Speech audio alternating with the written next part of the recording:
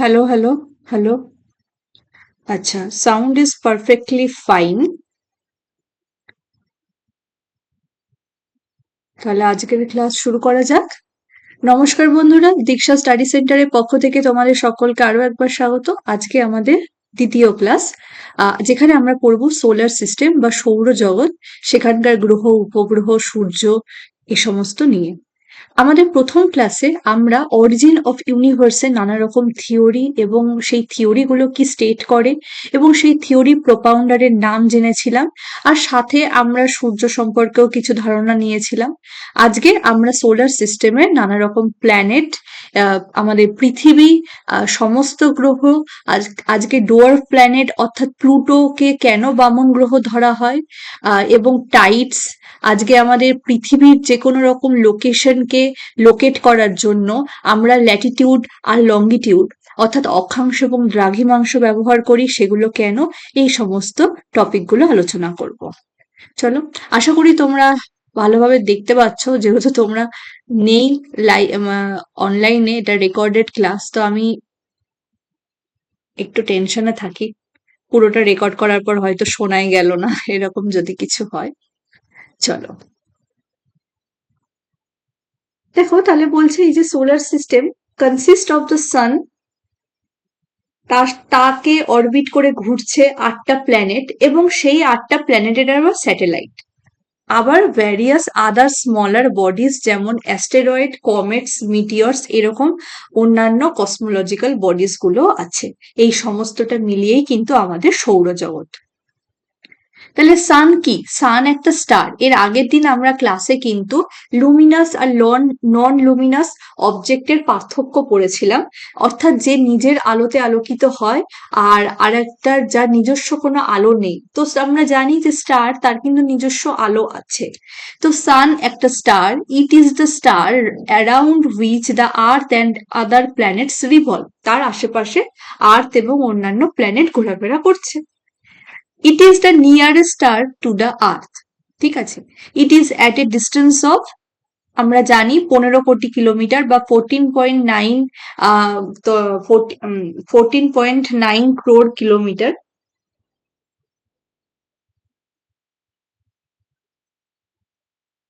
বা তোমরা এটাও বলতে পারো যে 149.6 মিলিয়ন কিলোমিটার। ঠিক আছে, তো লাইট ট্রাভেল করে at a speed of 3 into 10⁸ metre per second বা 3 ইন্টু 10⁵ কিলোমিটার পার সেকেন্ড। ঠিক আছে, এটা হলো আলোর গতিবেগ। এবং আলো পৃথিবীতে সূর্য থেকে আলো পৌঁছতে কত সময় নেয়, সেটা নেয় 8 মিনিট 18 সেকেন্ড। ঠিক আছে, অনেক সময় অপশনে 20 সেকেন্ডও থাকতে পারে, যেটা অপশনে থাকবে সেটাই অ্যান্সার হবে। তারপরে দেখো বলছে যে the next nearest star to earth is Alpha Centauri. এক্ষুনি আমরা বললাম আর্থের সব থেকে কাছের যদি স্টার বলো, সেটা কিন্তু ডেফিনেটলি সান। কিন্তু যদি বলা হয় যে সান ছাড়া বা সানের পরে আর কে আর্থের কাছে সব থেকে নিয়ারেস্ট স্টার, সেটা হলো Alpha Centauri. Sun is mainly composed of hydrogen. Hydrogen, তোমার এর আগের দিনই আমি বলেছিলাম 73% হাইড্রোজেন আছে, আর 25 থেকে 28% হিলিয়াম আছে, এবং আদার কিছু গ্যাসেস আছে। আর এই যে গ্লোয়িং সারফেস, আমাদের সানের যে গ্লোয়িং সারফেস, সেটাকে আমরা, যেটা আমরা চোখে দেখতে পাই, যেটা আমরা খালি চোখে দেখতে পাই, সেটাকে বলে ফোটোস্ফিয়ার। ঠিক আছে, above the photosphere is the red cloud, সেটা হলো ক্রোমোস্ফিয়ার। আর বিয়ন্ড দ্য ক্রোমোস্ফিয়ার, সেখানে আছে করোনা, যে করোনা। ঠিক আছে, পরীক্ষায় একটা প্রশ্ন খুব আসে যে সোলার এক্লিপস যখন হয় তখন সানের কোন পার্টটা ভিজিবল হয়। তো মনে রাখবে, corona is the only part which is visible during eclipses. তাহলে সূর্যগ্রহণের সময় করোনা ভিজিবল হয়। তাহলে সবার ফার্স্টে যেটা একদম ব্রাইটেস্ট পার্ট আমরা বাইরে থেকে দেখতে পাচ্ছি, the only visible part from the sun, that is photosphere. তারপরে ক্রোমোস্ফিয়ার, যেটা ডিম রেড রিং লাইটের মতন, সেটা ফটোস্ফিয়ারের ঠিক ওপরে থাকে, সেটা ক্রোমোস্ফিয়ার। আর তারপরে সব থেকে বাইরে সানের যে অ্যাটমসফিয়ার, যেটা হলো করোনা, যেটা কিন্তু এক্সট্রিমলি হট, সেটা ফোটোস্ফিয়ারের থেকেও বেশি হট থাকে, সেটা হলো তোমার করোনা। তারপর the temperature of the photosphere is about 6000 degree centigrade. দেখো, তোমার যদি ফোটোস্ফিয়ারের টেম্পারেচার বলো তাহলে সেটা 6000 degree centigrade. That of the chromosphere 32,400 degree celsius. আর করোনার করোনার হলো এখানে কিভাবে লিখেছে এটা,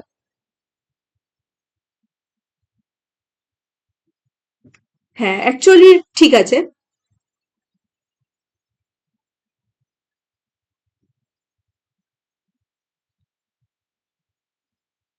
27 লাখ ডিগ্রি সেন্টিগ্রেড। ঠিক আছে। আর অনেক সময় পরীক্ষায় কিন্তু কেলভিনেও অপশনটা থাকতে পারে, তো তোমরা জানো যে 1 degree centigrade equal to 273 kelvin, তাই না? সেই কারণে সেই মতন থাকতে পারে 200 বা 300 এদিক ওদিক, সেটাতে কিন্তু কেলভিনের অ্যান্সার চলে আসবে, এটা একটু মাথায় রাখতে হবে। আচ্ছা, আর যেটা সব থেকে বেশি টেম্পারেচার, মানে এইটা এইভাবে প্রত্যেকটা আলাদা আলাদা পয়েন্ট মনে রাখতে হবে না, জাস্ট এটা মনে রাখতে হবে যে ফোটোস্ফিয়ার 6000 ডিগ্রি সেন্টিগ্রেড মোটামুটি সব থেকে কম, তারপরে যেটা তার বাইরে যেটা ক্রোমোস্ফিয়ার 32,400, আর যেটা বাইরের একদম যেটা অ্যাটমসফিয়ার, যেহেতু গ্যাসের জন্য সেখানে পুরো টেম্পারেচারটা ট্র্যাপড হয়ে থাকে, that's why it's so much high, সেটা হলো করোনা। করোনা হলো 27 লাখ ডিগ্রি সেন্টিগ্রেড। আর যেটা কোর, সানের যে কোর, অর্থাৎ যেখানে কিন্তু সমানে নিউক্লিয়ার রিয়াকশন হচ্ছে, নিউক্লিয়ার ফিউশন হচ্ছে, আমি এর আগের দিন মেনশন করেছিলাম। আর সেটা কোর, সবসময় আমরা জানি যে কোর অনেক বেশি গরম থাকে, তাই না? আমাদের পৃথিবীরও যখন ভলক্যানিক ইরাপশন ঘটে বা যে সময় যাই বলো না কেন, আমরা জানি যে তোমার আর্থের কোর কতটা হিটেড থাকে সবসময়, সেখানে টেম্পারেচার সব থেকে বেশি, তো সানের ক্ষেত্রেও গোজ দ্য সেম। তো the core of the sun has a temperature about 15 million degree centigrade, 15 million degree centigrade, just ভাবতে পারছো? ঠিক আছে। তারপর কয়েকটা পয়েন্ট দেখো, the dark lines in the corona are called Fraunhofer lines. ঠিক আছে, ফ্রনহপার লাইনস বলছে করোনার যে ডার্ক লাইনস গুলো, the emission of hydrogen in all direction is called prominences. ঠিক আছে, এগুলো একদম direct factual fact based question, এগুলো মাথায় রেখো। Sometimes they roll out of the atmosphere to be seen as solar flares. Solar flares অর্থাৎ এখানে সৌর ঝড় হয় সেটাকে বলছে। The outer stream of protons flowing out from corona are called solar winds which is made up of plasma. ঠিক আছে, plasma যখন তোমাদের ফিজিক্স আমি পড়াবো তখন বলবো। আমরা জানি কি, পদার্থে 3 রকমের মেনলি স্টেট হয়, এটা ছোটবেলায় আমরা পড়তাম। পদার্থে 3টে স্টেট, একটা সলিড, একটা হলো লিকুইড, আর একটা হলো গ্যাসিয়াস বা গ্যাস। কিন্তু বর্তমানে আমরা যখন চাকরির জন্য পড়বো তখন কিন্তু আমাদের একটু অ্যাডভান্স লেভেলে পড়তে হবে। মনে রাখতে হবে টোটাল পদার্থের 5টা অবস্থা হয়। ফোর্থ স্টেট হলো প্লাজমা। ফোর্থ স্টেট হলো প্লাজমা, অর্থাৎ যখন আয়নিক কোনো কিছু ঘটে এবং সেই আয়নিক ঘটার জন্য সেখানে লাইট এমিট হয়, যেমন আমাদের টিউব লাইট বলো, ভলক্যানিক ইরাপশন বলো, সোলার উইন্ড বলো, এগুলোতে সব প্লাজমা রয়েছে। ঠিক আছে। আর ফিফথ স্টেট সেটা হলো বোস আইনস্টাইন কন্ডেনসেট। ঠিক আছে, বোস আইনস্টাইন কন্ডেনসেট। আচ্ছা, এগুলো আমি পরে বলবো। তারপরে দ্য আর্থের ম্যাগনেটোস্ফিয়ার বা Van Allen wells, they were earlier called acts as a shield of solar winds. ঠিক আছে, আমাদের আর্থের যে ম্যাগনেটোস্ফিয়ার আছে, ঠিক আছে, ম্যাগনেটোস্ফিয়ার আমাদের আর্থের অ্যাটমসফিয়ার যখন পড়বো, ফার্স্টে ট্রোপোস্ফিয়ার, তারপর স্ট্র্যাটোস্ফিয়ার, তারপর মেসোস্ফিয়ার, থার্মোস্ফিয়ার, আয়নোস্ফিয়ার, ম্যাগনেটোস্ফিয়ার। তো সেটা হলো বলছে, বা ভ্যান অ্যালেন বেল্ট, সেটাকে বলা হয়, আগে বলতো যে সোলার উইন্ড যে আসে সূর্য থেকে সেটার জন্য শিল্ড হিসেবে কাজ করে। সানস্পট হলো কিছু ডার্ক প্যাচেস বা যেটা কিন্তু সানের সারফেসে দেখা যায়, সেগুলো ডার্ক হয়ে যায় কারণ সেগুলো যথেষ্ট কুলারের জন্য সেটা কালারটা একটু ডার্ক থাকে। সেগুলো temperature of about 1500 degree centigrade. ঠিক আছে, বুঝতেই পারছো সেটা তার মানে অনেকটা কম, অনেকটা ঠান্ডা হয়ে গেছে। এইবার আমরা যাব মুন সম্পর্কে, কারণ তোমরা জানো চাঁদ হলো আমাদের পৃথিবীর একমাত্র একটি ন্যাচারাল স্যাটেলাইট, সেটা সম্পর্কে জানতে হবে। দেখো, মুনের ডায়ামিটার কত, ইম্পর্টেন্ট কিন্তু, ঠিক আছে, পরীক্ষায় অলরেডি এসেছে।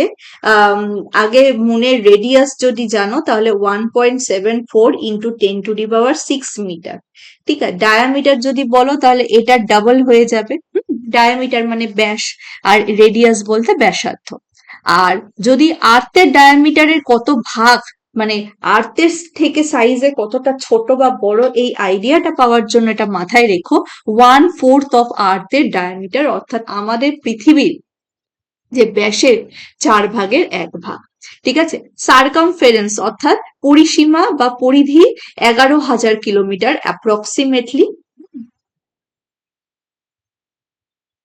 আচ্ছা, আর একটা জিনিস একটু মনে রাখবে, আমরা এক্ষুনি দেখলাম সূর্য থেকে পৃথিবীতে আলো আসতে আর আলো সময় নিচ্ছে 8 মিনিট 18 সেকেন্ড। ডেফিনেটলি একটু বেশি সময় তো নেবেই, কারণ সূর্য অনেকটা দূরে আছে, কিন্তু চাঁদ তো অত দূরে নেই। চাঁদ থেকে আমাদের পৃথিবীর দূরত্ব হলো 3,84,000 কিলোমিটার। 3,84,000 কিলোমিটার। তো বোঝাই যাচ্ছে যে চাঁদের আলো কিন্তু পৃথিবীতে আসতে কম সময় নেবে, সেটা হলো 1.26 সেকেন্ড।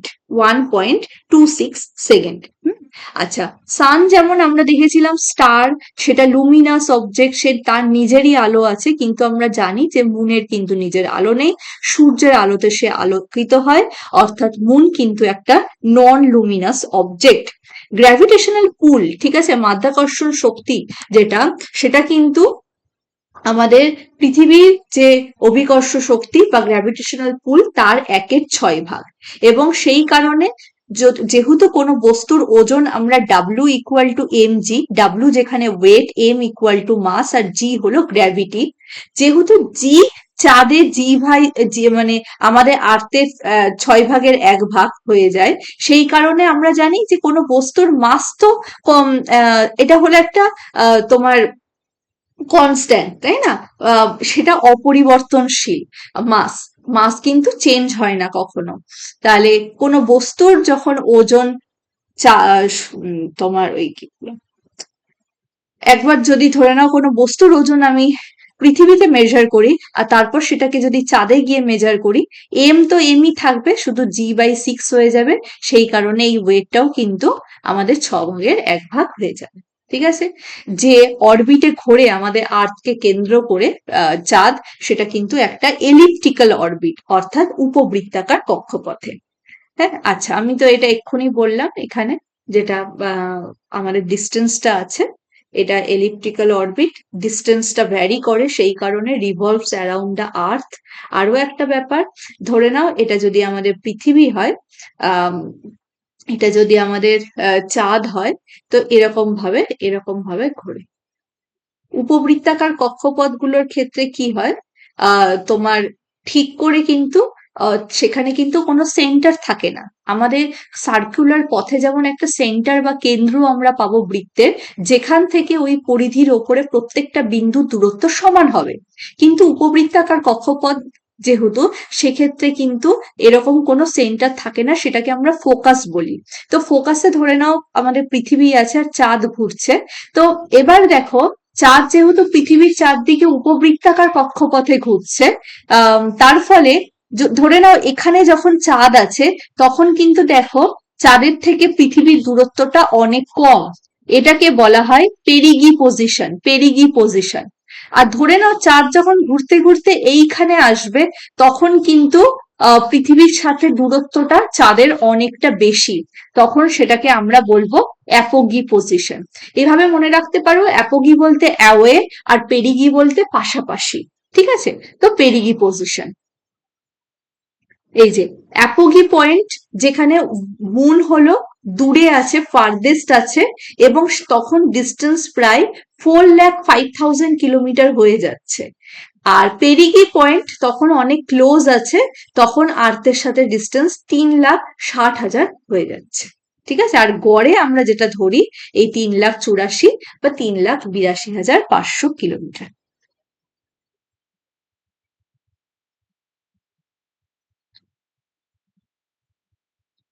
এখানে আরো কিছু কিছু জিনিস আমাদের একটু জানতে হবে, যে দেখো আমাদের আর্থের সাইজের 1/4 সাইজ হলো মুন, এটা আমরা দেখলামই।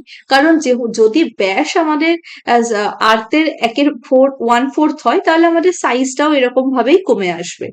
Moon takes 7 days, 27 days, 7 hours 43 minutes, and 11.47 seconds to complete one revolution around the Earth. তাহলে আমাদের পৃথিবীর চারদিকে চাঁদের ঘুরতে কতটা সময় লাগে একটা কমপ্লিট রেভলিউশন করতে, কিন্তু 27 ডে, 27 দিন 7 ঘন্টা 43 মিনিট 11.47 সেকেন্ড সময় লাগছে। আবার আরেকটা জিনিস মনে রাখবে, মুনের কিন্তু তার নিজের অক্ষের চারদিকেও তো ঘোরে, মুন তো তার নিজের অক্ষের চারদিকেও ঘোরে, অর্থাৎ যেটাকে আমরা রোটেশন বলি, সেটা করতেও কিন্তু মুনের একই সময় লাগে। ঠিক আছে। আহ তো এবার সেই কারণে আমরা কিন্তু, যেহেতু তার রেভলিউশন আর রোটেশন টাইমটা এক, আমরা মুনের একটা পার্ট কিন্তু দেখতেই পাই না। ঠিক আছে, শুধুমাত্র একটাই পার্ট আমরা কিন্তু দেখতে পাই, যেটা 60%, মানে অ্যাপ্রক্স 60% সারফেসের আমরা দেখতে পাই। তারপর the moon is the satellite of the earth, এটা আমরা জানি, এটা আমি যেটা বললাম। There is no atmosphere on the moon, ঠিক আছে, মুনে কোনো অ্যাটমসফিয়ার নেই, মুনের নিজের কোনো লাইট নেই, no light of its own, it reflects sunlight. Okay, এবার the reflected light by the moon reaches on the earth in 1.3 second, একটু আগে আমি বললাম 1.26 সেকেন্ড, সেটা আরো প্রিসাইসলি।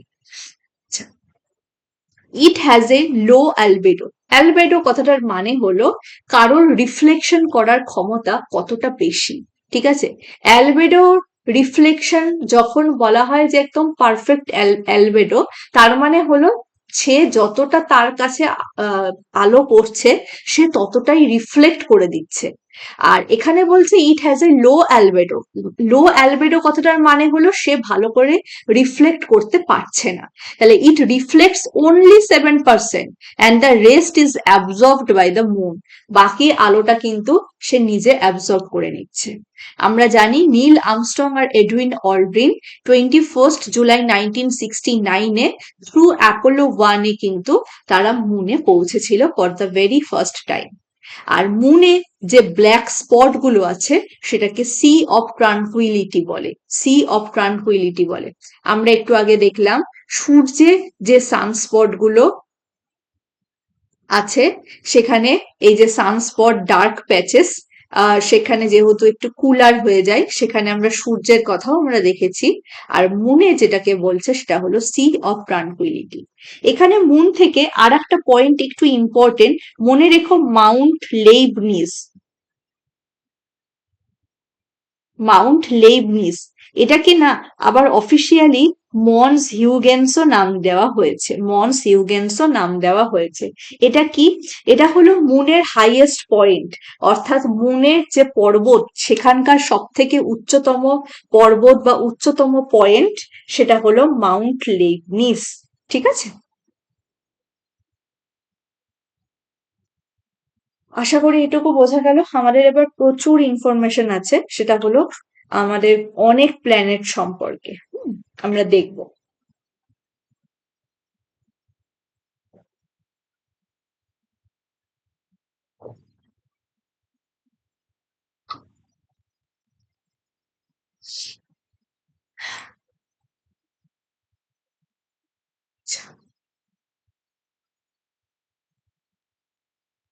দেখো, আমাদের আর্থের কথা আমরা দেখে নিই আগে,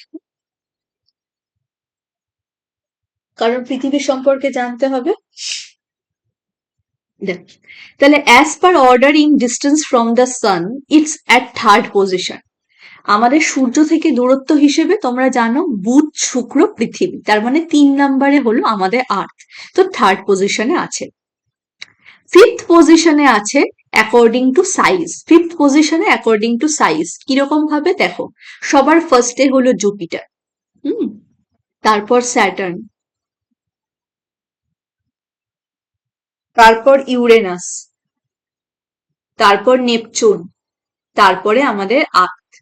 ঠিক আছে, তারপরে ভেনাস, তারপরে মার্স, আর লাস্টে হলো মার্কিউরি। তাহলে যদি সাইজের দিক থেকে বলো তাহলে জুপিটার সব থেকে বড়, ভেনাস সব থেকে ছোট, আর আমাদের আর্থ আছে এই যে 5 নাম্বারে। কতটা সময় লাগায় একটা রেভলিউশন করতে around the San? 365 days 6 hours। সেটা আমাদের সূর্যের চারদিকে ঘুরতে আমাদের পৃথিবীর সময় লাগে। It's similar to Venus in shape and size. Shape আর সাইজের দিক থেকে এটা অনেকটাই ভেনাস বা শুক্র গ্রহের সাথে সিমিলার। সেই কারণে ভেনাসকে কিন্তু আর্থের টুইন বলা হয়, আর্থসের টুইন বলা হয়। ঠিক আছে, যদিও ভেনাসে কোনো রকম ভাবেই তোমার কি বলো, ভেনাসে কোনো রকম ভাবে জীবের কোনো অস্তিত্ব থাকা সম্ভব নয়, কারণ সেখানে থিক ক্লাউড আছে, সেটা পুরো গ্যাসিয়াস একটা থিক ক্লাউড আছে সালফিউরিক অ্যাসিডের। কিন্তু তা সত্ত্বেও যেহেতু শেপ আর সাইজের দিক থেকে আমাদের পৃথিবীর সাথে সিমিলার, সে কারণে আমরা আর্থের টুইন বলবো। এটা অনলি প্ল্যানেট যেখানে লাইফ এক্সিস্ট করে। ঠিক আছে, আমরা পরে আর একটা স্যাটেলাইট দেখবো স্যাটার্নের, যেখানেও কিন্তু লাইফ এক্সিস্ট করার পসিবিলিটি রয়েছে। আচ্ছা, it is also called blue planet. এটাকে ব্লু প্ল্যানেট বলা হয়, তোমরা সবাই জানো, কারণ আমাদের পৃথিবী 3 ভাগ জল আর 1 ভাগ স্থল। হ্যাঁ, সেই কারণে কিন্তু আমাদের এই পৃথিবী যখন জল দূর থেকে নীল দেখায়, আমরা বাইরে থেকেও পৃথিবীকে এরকম নীল রঙের ছবিতে দেখেছি, তাই তাকে ব্লু প্ল্যানেট বলা হচ্ছে। ইটস ডেন্সেস্ট অফ অল প্ল্যানেট, সমস্ত প্ল্যানেটের থেকে এটা কিন্তু ডেন্সেস্ট, অর্থাৎ সব থেকে বেশি ঘনত্ব। পেরিলিয়ান, দেখো এই পেরি কথাটার মানেই হলো, আমি যখন বললাম ওই পাশাপাশি পজিশন, ঠিক যেরকম চাঁদের সাথে আমরা যখন পেরিগি আর অ্যাপোগি বললাম, সেরকমই সূর্য যদি এটা হয়, এটা ধরে নাও সূর্য, আর এটা ধরে নাও পৃথিবী। তো পৃথিবী যখন সূর্যের চারদিকে রেভলিউশন করছে 365 days 6 hours-এ, তখন আমরা দেখো, যেহেতু এটাও সেই একই রকম ভাবে একটা এলিপ্টিক্যাল অরবিটে রিভলভ করছে, পৃথিবী যখন এখানে আসবে তখন আমরা দেখতে পাচ্ছি যে সূর্যের থেকে তার ডিস্টেন্সটা কিন্তু রিলেটিভলি অনেকটা কম। তাহলে এই পজিশনটাকে আমরা অ্যাপিহেলিয়ান বলবো। ঠিক আছে, দেখো হিলিয়ান কথাটার মানে, কথাটা মনে রেখো। ইস, কি হচ্ছে গো এটা? একটু দাঁড়াও।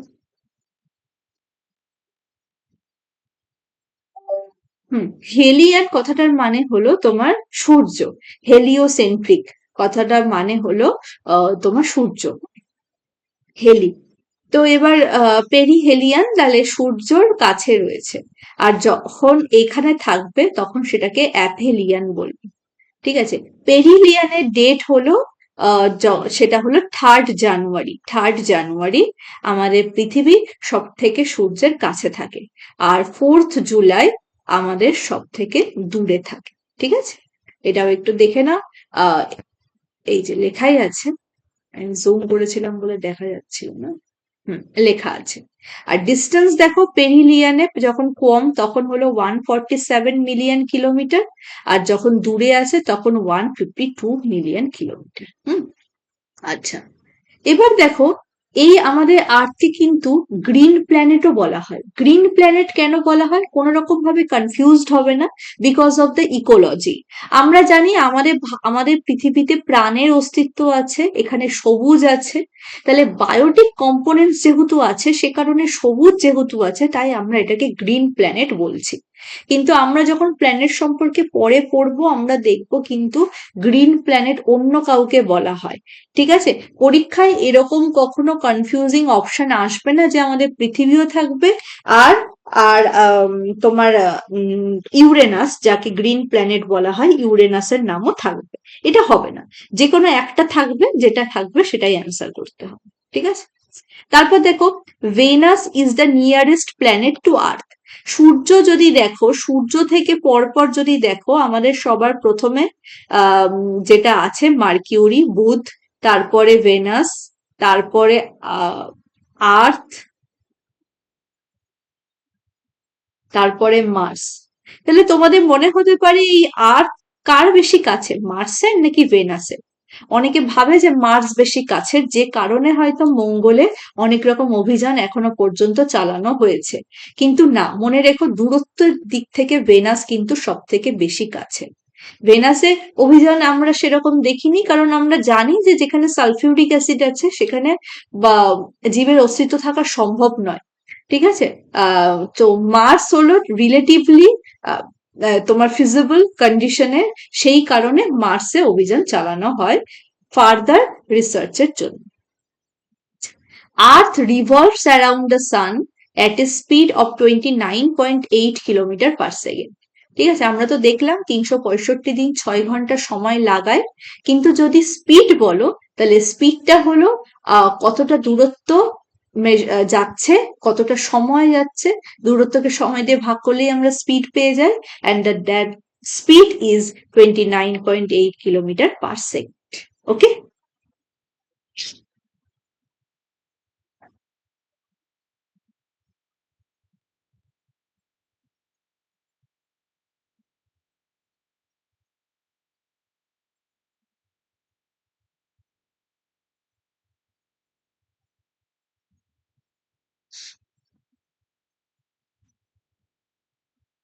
এবার সোলার এক্লিপস। সোলার এক্লিপস হলো সৌর গ্রহণ বা সূর্যগ্রহণ। As observe from the earth, তুমি আর্থ থেকে অবজার্ভ করছো, আমরা তো সূর্যগ্রহণটা আর্থ থেকেই দেখতে পাই। সোলার এক্লিপস কখন হচ্ছে? যখন moon passes in front of the sun. ব্যাপারটা হচ্ছে, ছবি আঁকতে পারলে ভালো হতো, এই ছবিগুলো অ্যাড করলে ভালো হতো। হ্যাঁ, ঠিক আছে, অসুবিধা নেই। দেখো, এটা এমন কোনো কঠিন ব্যাপার না, অলরেডি তোমরা জানো। বলছে মুন যখন পাস করবে in front of the sun, অর্থাৎ মুন থাকবে, মুন আর তার সানের মধ্যে, আর তার সানের মধ্যে, ঠিক আছে। এবং সেই সময় কি হচ্ছে, এই কাস্ট করবে একটা শ্যাডো অন আর্থ। আর এটা কিন্তু একমাত্র কখন হয়, এটাও একটু মাথায় রাখতে হবে, নিউ মুনে হয়। এটা নিউ মুনে হয়, কেন বলছি আমি তোমাকে, অমাবস্যার সময় হয়। তাহলে এটা যখন অমাবস্যা, তুমি বুঝতে পারছো মুন এখানে থাকলেও আমরা যেহেতু মুনের অন্ধকার, আমরা কিন্তু মুনটা, আমরা এই দিকটা মুনটা দেখতে পেলেও এই দিকটা কিন্তু মুন একেবারে অন্ধকার আছে। আর কি হচ্ছে, এই যে সানের যে রে, ছবিটা যেহেতু এরকম করে আঁকা যাচ্ছে না, ব্যাপারটা এরকম। তার ফলে আমরা কিন্তু সানটাকে দেখতেই পাচ্ছি না, এই যে এর উপস্থিতির জন্য আমরা সানের এই জায়গাটা দেখতেই পাচ্ছি না। ঠিক আছে। তো সেটাই আমরা বলছি, এই টাইপের সোলার এক্লিপস ইভেন্ট ডিপেন্ড করে distance of the moon from earth during the event. Total solar eclipse ochre when earth intersects the umbra portion of the moon's shadow. when আমরা আর পেরাম্ব্রা, এটা বলে দিচ্ছি আমি কি, আমরা does not reach the surface of the আর্থ। ঠিক আছে, এই যে আমাদের আর্থের এই যে আলোটা সানের, এইটা এতটা অব্দি আর্থের সারফেস অব্দি যেতে পারছে না। আর যতক্ষণ সারফেস হয়ে না যাচ্ছে, আলো না থাকলে তো আমাদের পৃথিবী কিছু দেখতে পাবে না। আর তখন আমরা সানকে দেখতেই পাবো না, তখন মনে হবে সান নেই, দিনের বেলাতেও তখন মনে হবে সান নেই, তখন আমরা বলবো সান ইজ পার্শিয়ালি অকাল্ট, এবং সেই কারণে তখন অ্যানিউলার এক্লিপস হয়। ঠিক আছে।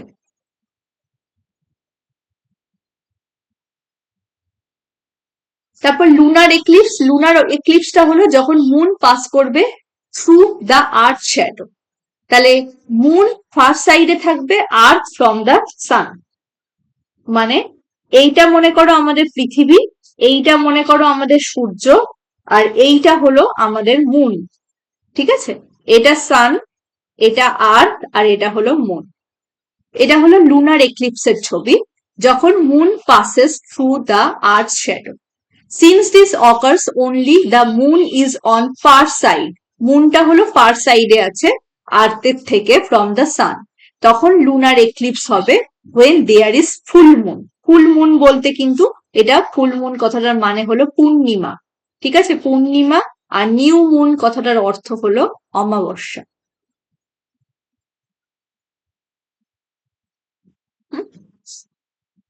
টোটাল 3 রকমের লুনার এক্লিপস আছে। একটা পেনাম্ব্রাল। হুম। দেখো, এইখানে যখন এই যে চাঁদ, চাঁদের তো অনেকগুলো পজিশন আছে এরকম ভাবে, তো এরকম ভাবে যখন এখানে আর এখানে থাকবে না, এই পজিশন গুলোকে পেনাম্ব্রা বলে, ঠিক আছে। তো যখন মুন ক্রসেস অনলি আর্স পেনাম্ব্রা, এই জায়গায় যখন থাকবে তখন তাকে তোমার ওই পেনাম্ব্রাল বলবে। পার্শিয়াল, যখন মুন ক্রসেস পার্শিয়ালি ইন্টু আর্স আম্ব্রা। আর যখন মুন ক্রসেস এন্টায়ারলি ইন্টু আর্স, তখন সেটাকে বলবো টোটাল লুনার এক্লিপস।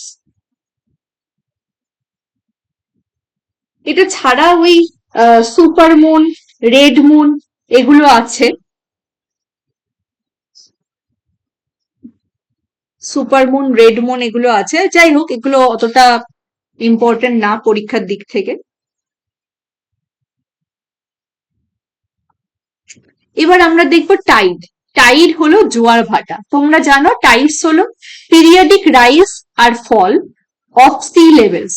কেন হচ্ছে? কারণ গ্র্যাভিটেশনাল পুলের জন্য, by the moon and the sun আর দ্য রোটেশন অফ দ্য আর্থ।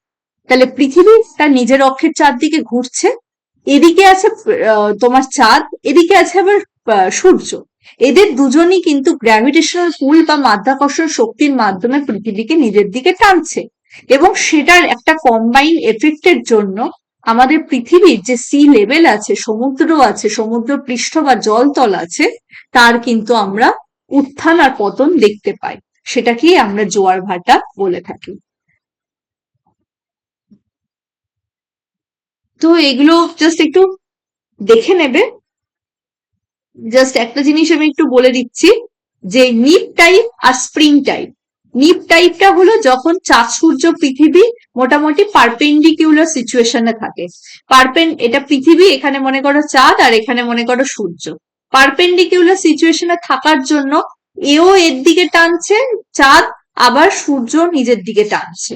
এবং টানার জন্য একে অপরের দিকে যেহেতু দুজনই এরকম ভাবে টানছে, তো একে অপরের যে গ্র্যাভিটেশনাল পুলটা সেটা নালিফাই হয়ে যাচ্ছে। সেই কারণে অনেকটা হালকা হালকা ভাবে হচ্ছে, যেটাকে আমরা নিপ টাইড বলবো। আর যখন এরকম ভাবে চাঁদ থাকবে, এরকম ভাবে পৃথিবী থাকবে, আর এরকম ভাবে সূর্য থাকবে, তখন এও এদিক থেকে টানছে, এও এদিক থেকে টানছে, তখন জল অনেকটা বেড়ে যাবে, তখন আমরা সেটাকে স্প্রিং টাইড বলবো। ঠিক আছে, তো এটাই এখানে লেখা আছে, একটু পড়ে নেবে, বুঝতে পারবে। আচ্ছা, এবার এখানে প্ল্যানেট সম্পর্কে বলা আছে, যদিও প্ল্যানেটের কথাটা আমাদের একটু আগে দিতে হতো, বাট ঠিক আছে, চলো। দেখো, প্ল্যানেট কি এটা আর বলার অপেক্ষা থাকে না, যে এটা সলিড হেভেনলি বডিজ, যেটা সানে কে রিভলভ করছে ক্লোজড এলিপ্টিক্যাল পাথে। প্ল্যানেট রক আর মেটালে, যদিও সবসময় রকে এটা থাকে না, যেমন আমি বলবো, যেমন মনে করো এই যে পৃথিবী, সরি, যেমন মনে করো এটা হলো সূর্য।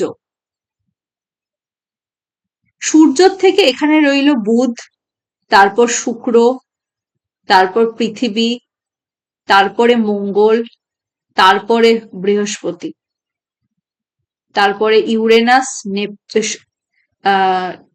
তারপরে বৃহস্পতি, তারপর শনি, ইউরেনাস, নেপচুন।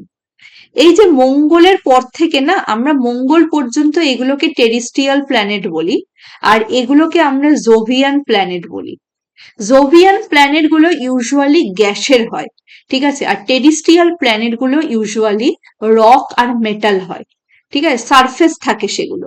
সেই কারণে সারফেস না থাকলে তো সেখানে মানে বসতি বা লিভিং বিং থাকতে পারবে না, তো এগুলোতে সারফেস থাকে।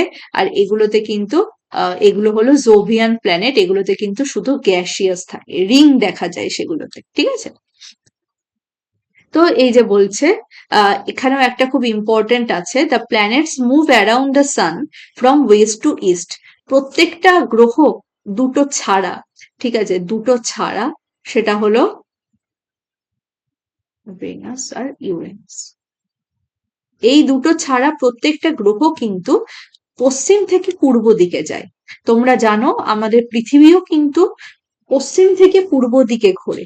ঠিক আছে, শুধুমাত্র এই ভেনাস আর ইউরেনাসই কিন্তু তারা পূর্ব থেকে ইস্ট টু ওয়েস্টে যায়। ঠিক আছে, এটা মনে রেখো।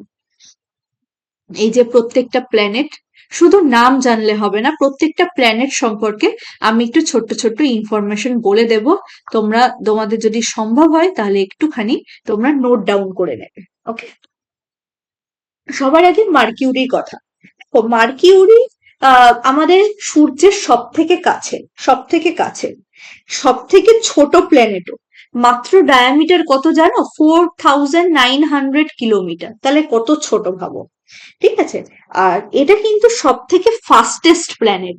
ফাস্টেস্ট প্ল্যানেট কিসের দিক থেকে?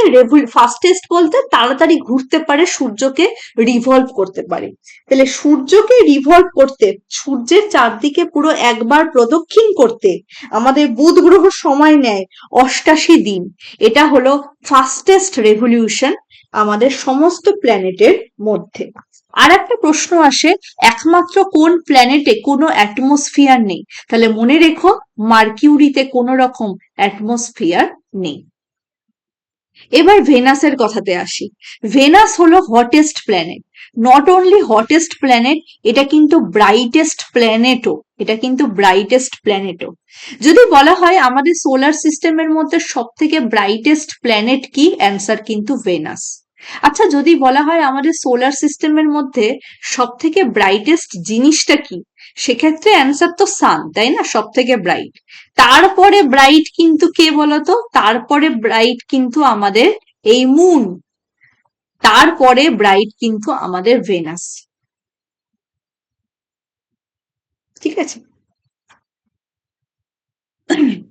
তাহলে প্ল্যানেটের দিক থেকে ভেনাস। আর আমি যেটা বললাম যে এর মধ্যে কিন্তু সালফিউরিক অ্যাসিড আছে। আর ভেনাসকে কিন্তু যেহেতু এত ব্রাইটেস্ট, এটাকে নেকেড আইতে আমরা মর্নিং ইভিনিং এ দেখতে পাই। সেই কারণে ভেনাসের আরো কিছু নাম আছে, যেটা মর্নিং স্টার বলতে পারো, ইভিনিং স্টার বলতে পারো। আর একটা বলা হয় সেটা হলো লুসিফার। লুসিফার হলো যেটা লাইট ব্রিঙ্গার, লাইট বয়ে আনে, লুসিফার তাকেও বলে। ঠিক আছে, এবার ভেনাসের একটা ব্যাপার আছে, এই হলো আবার slowest rotation. Slowest rotation, rotation আর রেভলিউশন এই দুটোর মধ্যে কিন্তু পার্থক্য আছে, মনে রাখবে। রোটেশন হলো নিজের অক্ষের চারদিকে ঘোরা, রেভলিউশন হলো পুরো একটা প্রদক্ষিণ করা সূর্যের চারদিকে। তাহলে আমি একটু আগে মার্কিউরি সম্পর্কে যখন বললাম, বুধ সম্পর্কে, সেটা আমি বললাম যে সে কিন্তু সব থেকে তাড়াতাড়ি রেভলিউশন করছে, সব থেকে তাড়াতাড়ি সূর্যের চারদিকে ঘুরছে। আর ভেনাসের হলো স্লোয়েস্ট রোটেশন। স্লোয়েস্ট রোটেশন এর আমাদের পৃথিবীর দিনের নিরিখে যদি দেখো তাহলে 243 দিন সময় নেয় তার নিজের অক্ষের চারদিকে প্রদক্ষিণ করতে। ঠিক আছে, আচ্ছা, তারপর আর্থ সম্পর্কে তো অলরেডি হয়ে গেল। এবার আমরা মার্সে আসি। মার্স সম্পর্কে বলতে গেলে একে বলা হয় রেড প্ল্যানেট। কেন রেড প্ল্যানেট বলা হয়? কারণ আমরা জানি এখানে আয়রন রিচ রেড সয়েল রয়েছে। সে কারণে বাইরে থেকে আমরা যখন মঙ্গলের ছবিও তুলি, আমরা পুরো মঙ্গলকে লাল দেখতে পাই। এটা কিন্তু second smallest planet. Second smallest planet কেন? সব থেকে ছোট মার্কিউরি, আর তারপরেই আমাদের ছোট হলো মার্স। হুম, আচ্ছা, দুটো ন্যাচারাল মুন আছে, দুটো উপগ্রহ আছে মঙ্গলের। একটা হলো ফোবস আর ডেইমস। ফোবস আর ডেইমস। আর এর মধ্যেও অ্যাটমসফিয়ার আছে হালকা। আর সেখানে মনে করো ভ্যালি বলো, ক্রেটার বা গর্ত কিছু, তোমার ডেজার্ট মরুভূমিও আছে, আবার আইসের ক্যাপও আছে। এরকম নানা রকমের টোপোগ্রাফি এখানে ভর্তি। একটা জিনিস খুব ইম্পর্টেন্ট, সেটা হলো অলিম্পাস মন্স। অলিম্পাস মন্স, ঠিক আছে? এই অলিম্পাস মন্স হলো, এটা একটা লার্জেস্ট ভলক্যানো এবং মনে রেখো টলেস্ট মাউন্টেন আমাদের পুরো সোলার সিস্টেমে, যেটা কিন্তু মার্সে অবস্থিত। এটা কি তাহলে? আবার বলছি, লার্জেস্ট ভলক্যানো আর tallest mountain in our the whole solar system, যেটা কিন্তু তোমার মার্সে অবস্থিত।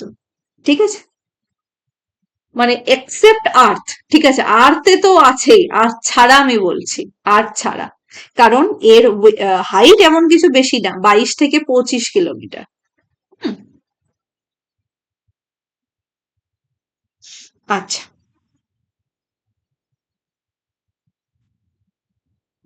এবার আমি যদি জুপিটার গ্রহ নিয়ে বলি, জুপিটার হলো এর আবার শর্টেস্ট রোটেশন।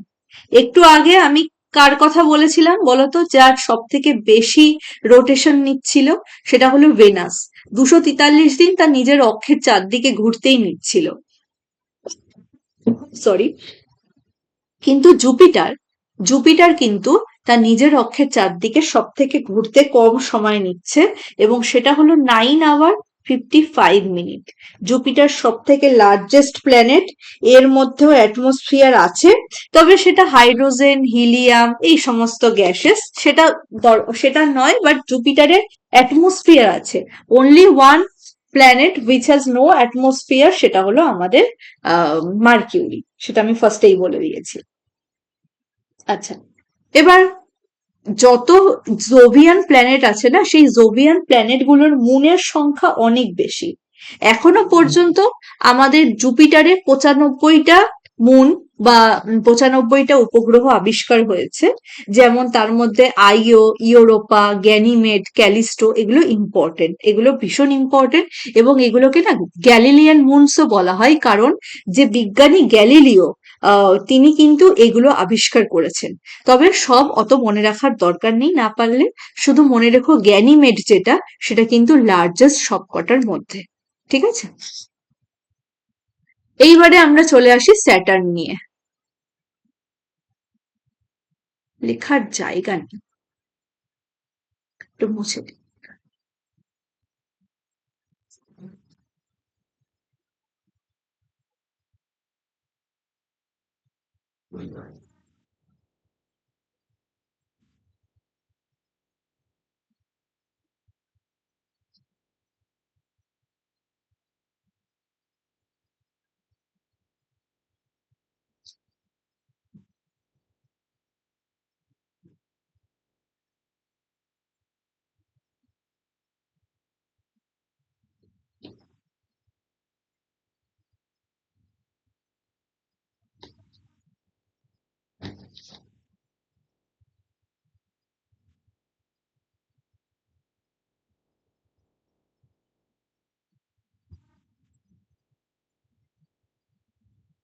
কেন জানি না, মুছতে একটু সময় লাগছে, এতটা সময় লাগে না, কিছু একটা অসুবিধা হয়েছে। যাই হোক, এতক্ষণ আমাদের জুপিটার সম্পর্কে পড়া হয়েছে, এবার আমরা পড়বো স্যাটার্ন সম্পর্কে। স্যাটার্ন হলো second largest planet. First largest planet কে? একদম ঠিক, জুপিটার। সেকেন্ড হলো আমাদের স্যাটার্ন। এর তোমরা জানো যে শনির কিন্তু বলয় বা শনির রিং এর জন্য শনি খুব বিখ্যাত। তো এর কিন্তু এরকম কনসেন্ট্রিক রিং আছে। হুম, আচ্ছা, শনি, শনি গ্রহের, স্যাটার্নের ডেনসিটি খুব কম। ঠিক আছে, ডেনসিটি খুব কম, সেটা কত জানো? 0.69 গ্রাম পার সিসি। যেখানে আমাদের জলের 1 গ্রাম পার সিসি, তার মানে কি apparently it can float in water, এটা কিন্তু জলের মধ্যে ভাসবে। ঠিক আছে, আচ্ছা, এখন প্রেজেন্টে 274টা মুন আছে। সব থেকে বেশি ইম্পর্টেন্ট সেটা হলো টাইটান, টাইটানটা হলো লার্জেস্ট। আর শনি গ্রহের একটা উপগ্রহ আছে, যেটার নাম হলো এনসেলেডাস, এনসেলেডাস। এ এখন পর্যন্ত লাইফের পসিবিলিটি দেখাচ্ছে, বিজ্ঞানীরা অনুমান করছে যে এখানে কিন্তু জীবনের পসিবিলিটি থাকতে পারে। ঠিক আছে, বিজ্ঞানীদের নামও অনেক সময় পরীক্ষায় আসে, বিশেষ করে যারা এসএসসি সিজিএল পড়ছো। দেখো, আমি কিন্তু তোমাদেরকে এমনি এমনি ইনফরমেশন দিচ্ছি না, হ্যাঁ, আমি নিজেও এসএসসি সিজিএল 2022 ক্লিয়ার করেই আমি এখন পোস্টেড আছি। তো আমি কিন্তু পরীক্ষা রিগার্ডিং, পরীক্ষা ওরিয়েন্টেড সমস্ত কথাই বলি, কাজেই আমি যেটা বলবো সেটা মনে রাখবা, রাখার চেষ্টা করবে। এমন নয় যে আমি আলতু ফালতু অনেক কিছু তোমাদেরকে যত পারছি একদম জাস্ট গার্বেজ দিচ্ছি ইনফরমেশনে, সেরকমটা নয়। খুব আমি সিলেক্টেড ইনফরমেশনই তোমাদেরকে দিই। এবার এসএসসি এখন জিকেটা এতটা আনপ্রেডিক্টেবল হয়ে গেছে যে হঠাৎ হঠাৎ কোনো কিছু ফ্যাক্ট বেসিসের প্রশ্নও দিয়ে দেয়। তো এরকম প্রচুর থাকবেই, থাকে দেখেছো তোমরা যে কোন বিজ্ঞানী কি আবিষ্কার করেছে। তো মনে রেখো, স্যাটার্নের সাথে দুটো বিজ্ঞানীর নাম খুব আসে, সেটা হলো একটা হিউগেন্স আর একটা হলো কেসিনি। ঠিক আছে, তো এই দুজনের নাম কেন আসে? হিউগেন্স হলো 1655 সালে স্যাটার্নের যে রিং, শনির যে বলয়, সেটা আবিষ্কার করেছিলেন। আর 1675, তার ঠিক 20 বছর পরে, ক্যাসিনি এক একটা রিং এর মধ্যে যে গ্যাপটা, সেটাকে ডিসকভার করেছিলেন। ঠিক আছে, তো এটাও একটু মনে রেখো যে পরীক্ষায় যে বিজ্ঞানীর নাম যা মানে আসবে এই দুটোর মধ্যে, শনি এর সাথে, শনি গ্রহের সাথে সেটাই লিঙ্কড। তারপরে ইউরেনাস। ইউরেনাস হলো গ্রিনিশ কালার। আমরা ফার্স্টেই বললাম যে গ্রিন প্ল্যানেট আমাদের ইকোলজির জন্য আর্থকেও বলা হয়, কিন্তু মনে রেখো ইউরেনাসকেও কিন্তু গ্রিন প্ল্যানেট বলা হয় due to the presence of methane gas. তোমরা জানো মিথেন গ্যাসের কথা। আমাদের যদি হাইড্রোকার্বন, অর্গানিক কেমিস্ট্রির হাইড্রোকার্বন, যদি সিম্পলেস্ট হাইড্রোকার্বন দেখো, যেটা অ্যালকেন, CnH2n+2, যেখানে মিথেন বা মিথেন টা হলো, তাকে বলছে যখন n=1, তো CH4 সেটা হলো আমাদের মিথেনের সংকেত। তাহলে এই মিথেনের উপস্থিতির জন্য ইউরেনাসকে কিন্তু গ্রিনিশ দেখতে লাগে। উইলিয়াম হার্শেল 1781 সম্ভবত এই ইউরেনাস আবিষ্কার করেছিলেন, ডিসকভার করেছিলেন। ঠিক আছে, হাইড্রোজেন এবং হিলিয়াম গ্যাসই থাকে মেনলি এটার অ্যাটমসফিয়ারে। আর সব থেকে কোল্ডেস্ট প্ল্যানেটারি অ্যাটমসফিয়ার পুরো সোলার সিস্টেমের সব থেকে কোল্ডেস্ট হলো এই ইউরেনাসের। এখনো পর্যন্ত টোটাল 27টা মুন আবিষ্কার হয়েছে। মিরান্ডা, অ্যারিয়েল, আম্ব্রিয়েল, এগুলো হলো এর মুনের নাম। এর মধ্যে খুব একটা ইন্টারেস্টিং জিনিস আছে, সেটা হলো ইউরেনাসের টিল্টেড অ্যাক্সিস। দেখো আমাদের পৃথিবীও এই অ্যাক্সিস, তোমরা জানো যে এরা যেহেতু সব কসমোলজিক্যাল বডিজ না, এরা একে অপরকে প্রদক্ষিণ করে ঘুরছে, এবং সেই কারণে কি হয় যে তারা না একটুখানি টিল্ট হয়ে থাকে। আমাদের পৃথিবীও কিন্তু 23.5 ডিগ্রি তার অক্ষের সাথে টিল্ট হয়ে থাকে, এটা আমরা জানি, এটা আমরা পরে দেখব। আচ্ছা,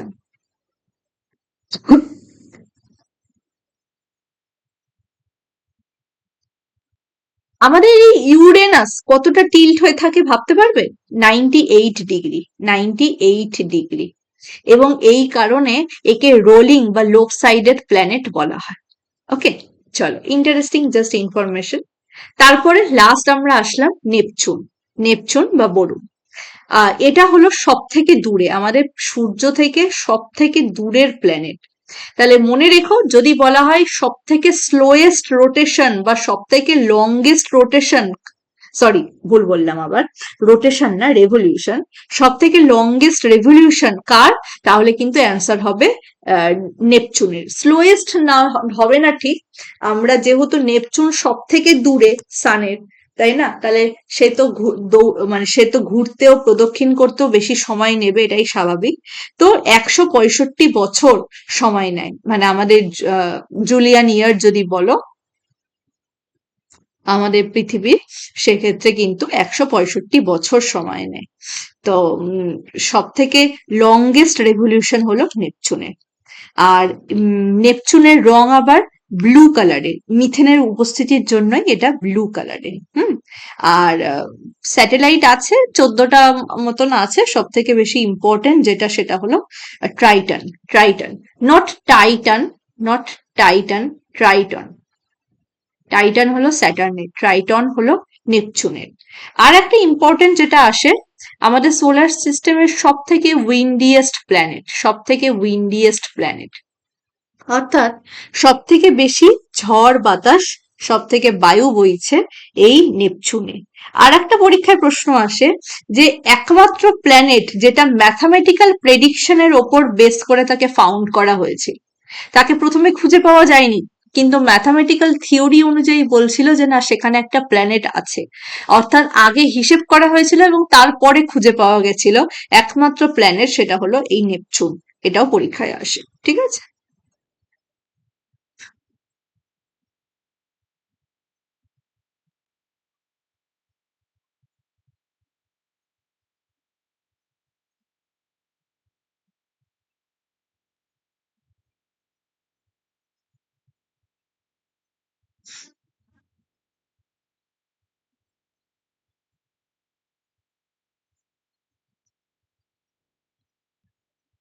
এইবার আমরা দেখবো ইম্পর্টেন্ট ফ্যাক্ট, যেটা প্লুটোর কথা। আমরা জানি প্লুটো 2006 সাল পর্যন্ত আমরা কিন্তু 9 নবগ্রহ পড়তাম, কিন্তু তারপরে আর 9টা গ্রহ থাকলো না, প্লুটো বামন গ্রহের মধ্যে চলে গেল।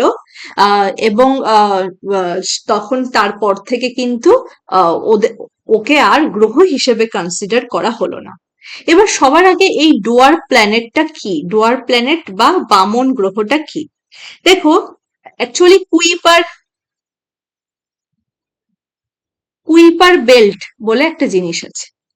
একটু দাঁড়াও, আমি একটু চার্জে লাগিয়ে নি।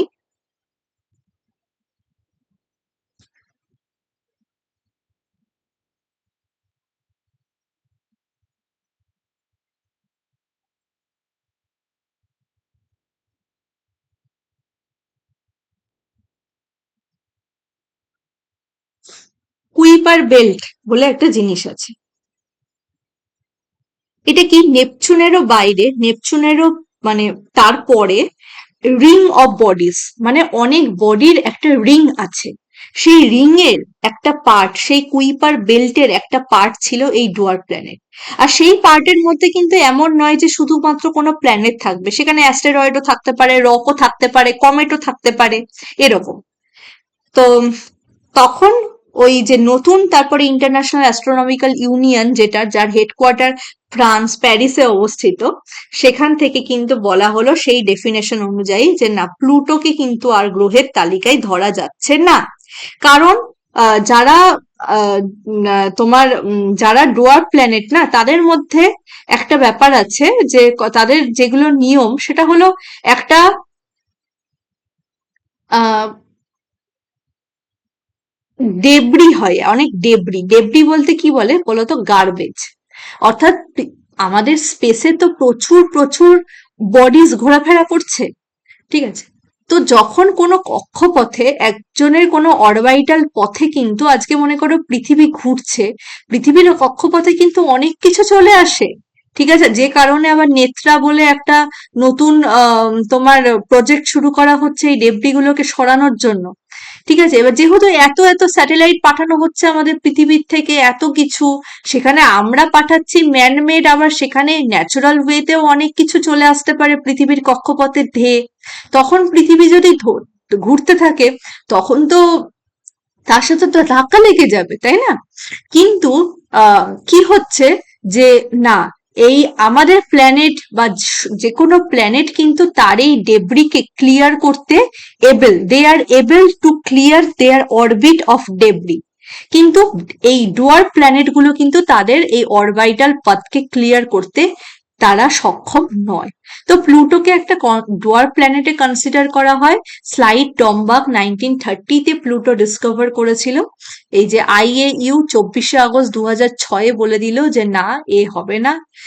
প্ল্যানেট হলো সেগুলো যারা সানকে অরবিট করবে, সাফিসিয়েন্ট মাস আছে, যেটা হাইড্রোস্ট্যাটিক ইকুইলিব্রিয়াম শেপের, নেইবারহুড, যেটা অ্যারাউন্ড ইটস অরবিট, নেইবারহুড বলতে আশেপাশে যা থাকবে সেগুলোকে সরিয়ে ফেলতে পারবে। তারপর নন স্যাটেলাইট বডি। একটুখানি দাঁড়াও, এটা কলিং বেল এসেছে।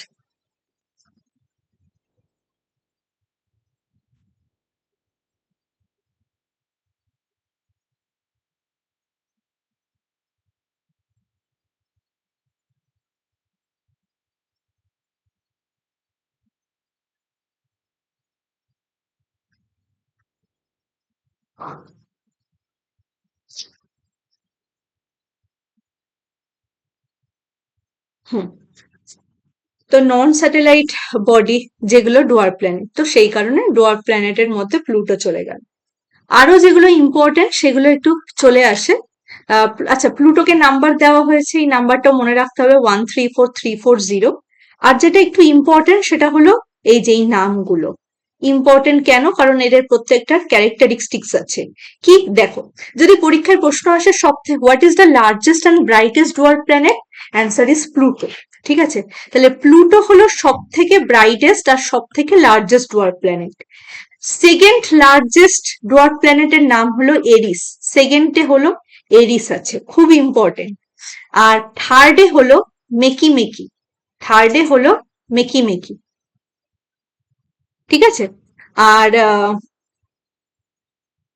হমিয়া হমিয়া হলো ফাস্টেস্ট রোটেটিং ডোয়ার্ফ প্ল্যানেট, এবং খুব সারপ্রাইজিংলি এই চারটেই কিন্তু আমাদের এই কুইপার বেল্টের মধ্যে আছে। হুম। আর সেরিস বলেও একটা, এই যে যেটা আছে না, সেরিস বলেও একটা ডোয়ার্ফ প্ল্যানেট আছে, এটা কিন্তু আবার অ্যাস্টেরয়েড বেল্টের মধ্যে আছে। আর বাকি প্লুটো একে, এরিস সেকেন্ডে, মেকি মেকি থার্ডে, আর হমিয়া হলো আমাদের ফোর্থে। এই চারটেই হলো কুইপার বেল্টের অন্তর্গত। এর আগের ক্লাসে আমি অলরেডি যদিও এগুলো বলেছি, অ্যাস্টেরয়েড, কমেট, মিটিওর, জাস্ট আমি মেনশন একবার বলে দিচ্ছি।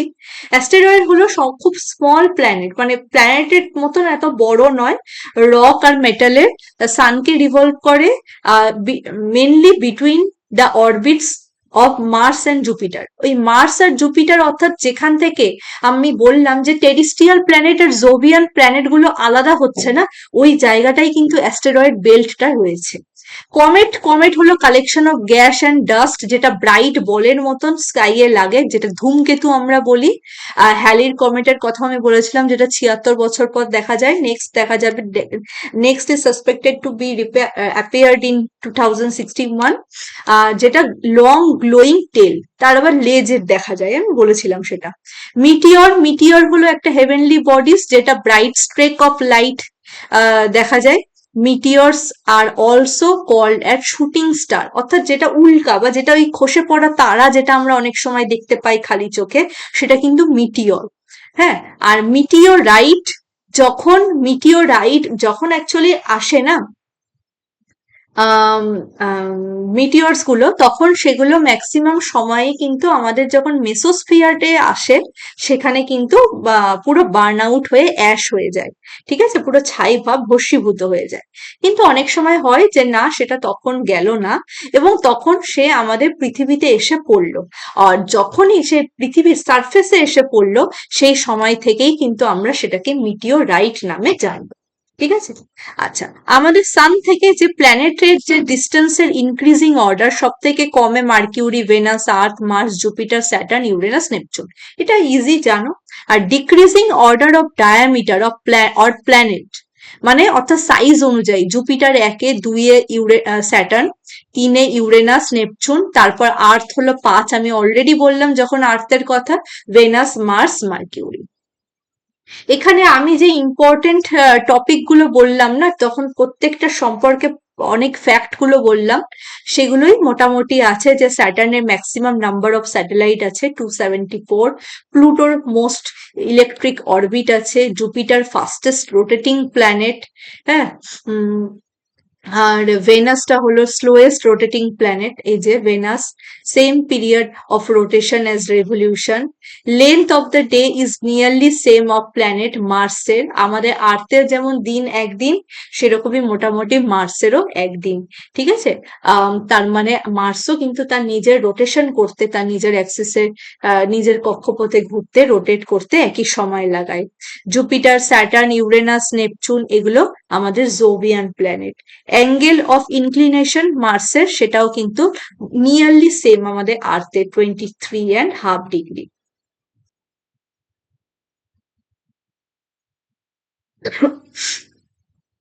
এই যে আউটার প্ল্যানেট, ইনার প্ল্যানেট, মানে জাস্ট জোভিয়ান প্ল্যানেট, ওই অ্যাস্টেরয়েড বেল্টের ডান দিকে যেগুলো আছে সেগুলো আউটার বা জোভিয়ান প্ল্যানেট, অ্যাস্টেরয়েড বেল্টের বাদিকে যেগুলো আছে সেগুলো ইনার প্ল্যানেট বা টেরিস্ট্রিয়াল প্ল্যানেট। বলেছি ভেনাস আর ইউরেনাস হলো অনলি ওয়ান যারা ইস্ট থেকে ওয়েস্টে যায়, আর বাকি সব কিন্তু ওয়েস্ট থেকে ইস্টে যায়। মার্কিউরি সব থেকে ফাস্টেস্ট রিভলভ করে, সব থেকে কাছে আছে। আর নেপচুন হলো সব থেকে দেরিতে করে, কারণ নেপচুন সব থেকে দূরে আছে। তোমার সব, মানে এটা হলো খুব বেসিক ফ্যাক্ট। প্লুটো হলো স্লোয়েস্ট রিভলভিং ডুয়ার্ফ প্ল্যানেটের মধ্যে স্লোয়েস্ট। ঠিক আছে। আর আমি বললাম ফাস্টেস্ট হলো হমিয়া।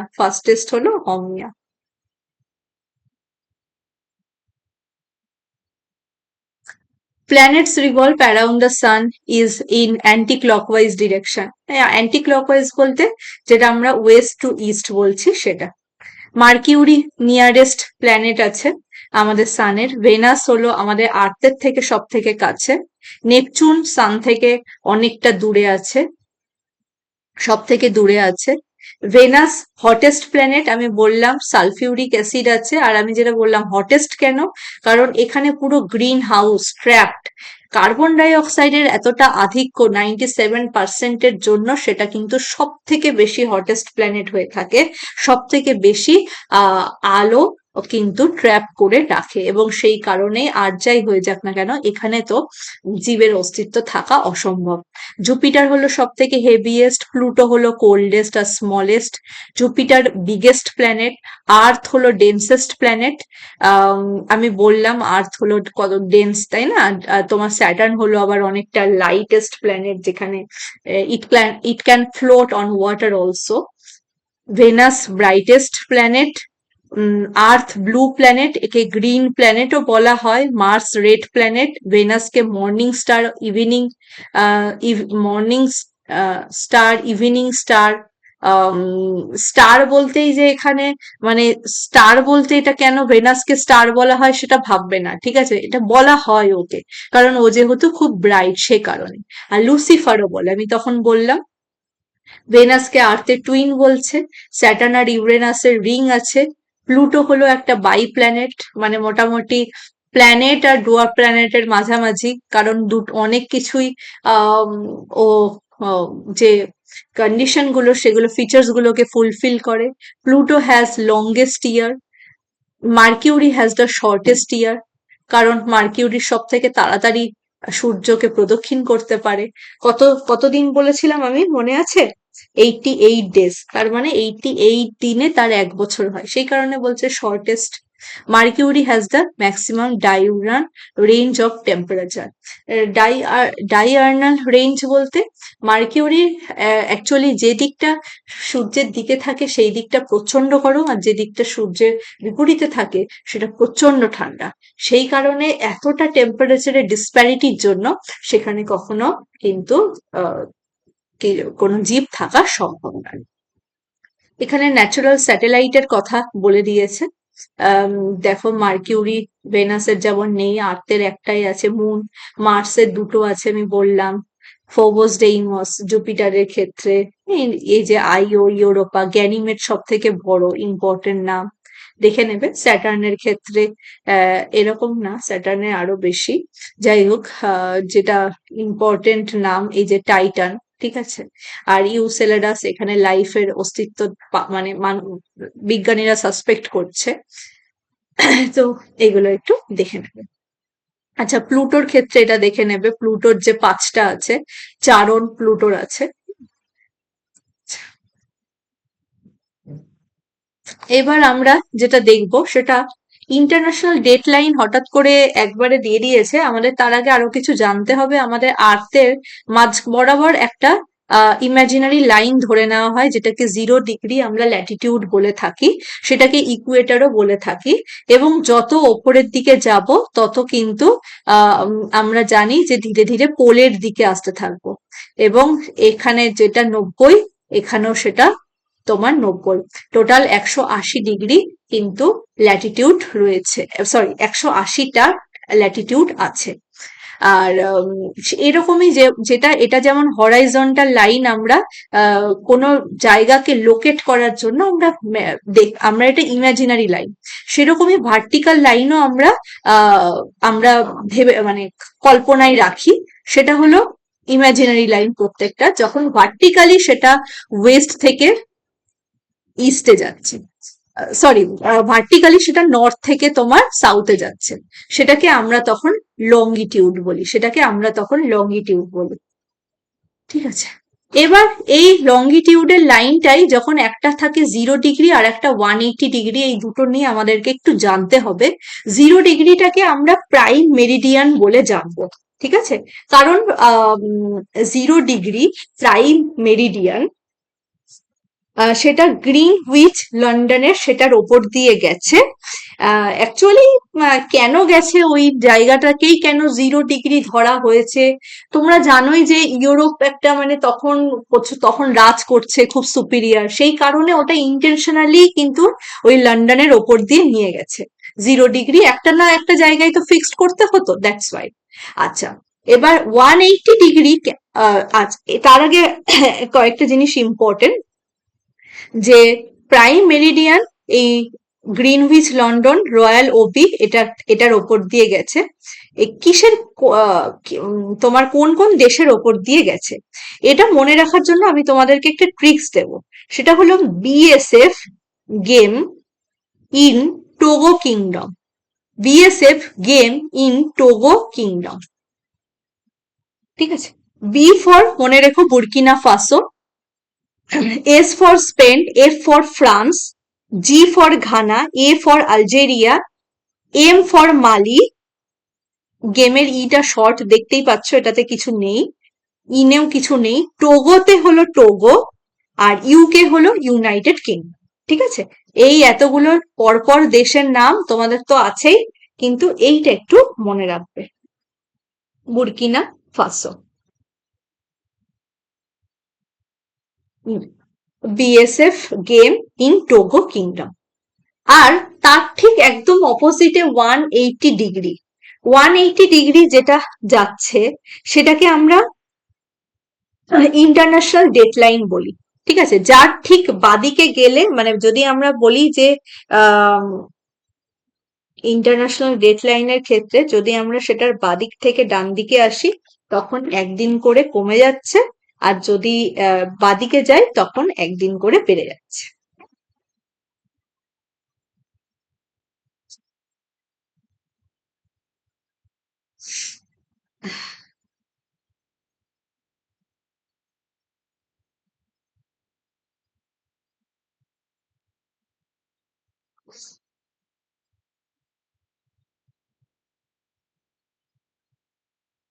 আচ্ছা, এবার সেটা কিন্তু আবার একদম প্যাসিফিক ওশিয়ানের ওপর দিয়ে টানা হয়েছে, একদম লাইনগুলো এরকম এরকম।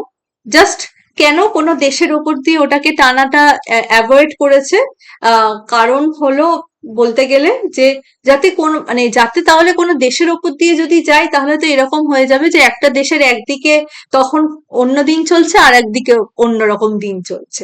সেটা হয়, সেটা তো অনেক টাইম লাইন থাকলেই হবে, সেটা টাইম জোন থাকলে, সেটা আমি পরে বলছি কেন সেগুলো। কিন্তু ওই যে আহ, মানে ওই যে কনফিউশনটা অ্যাভয়েড করার জন্য ওটা প্যাসিফিক ওশিয়ানের ওপর দিয়ে টেনেছে।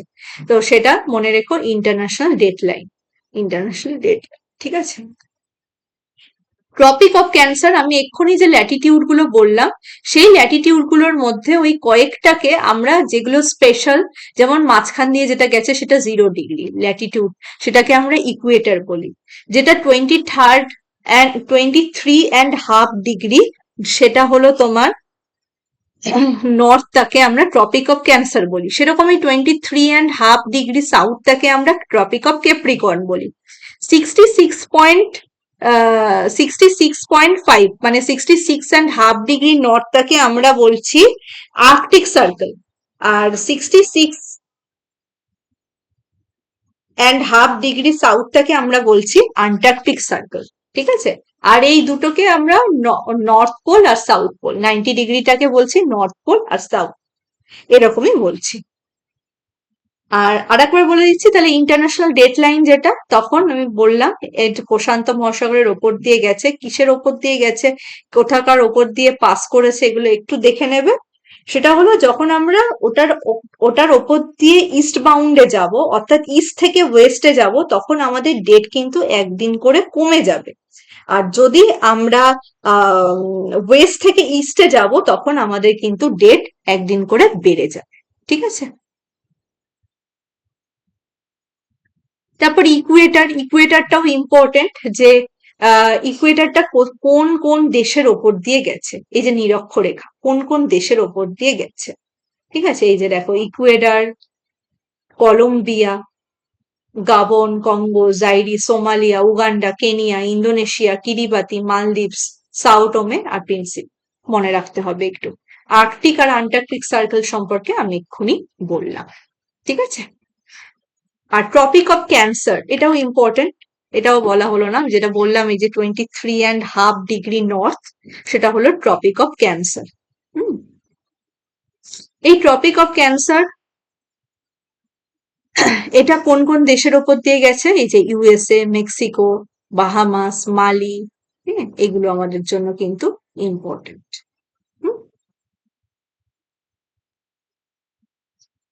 কেন ইম্পর্টেন্ট বলো তো? বিশেষ করে ট্রপিক অফ ক্যান্সার আমাদের দেশের ওপর দিয়েও গেছে।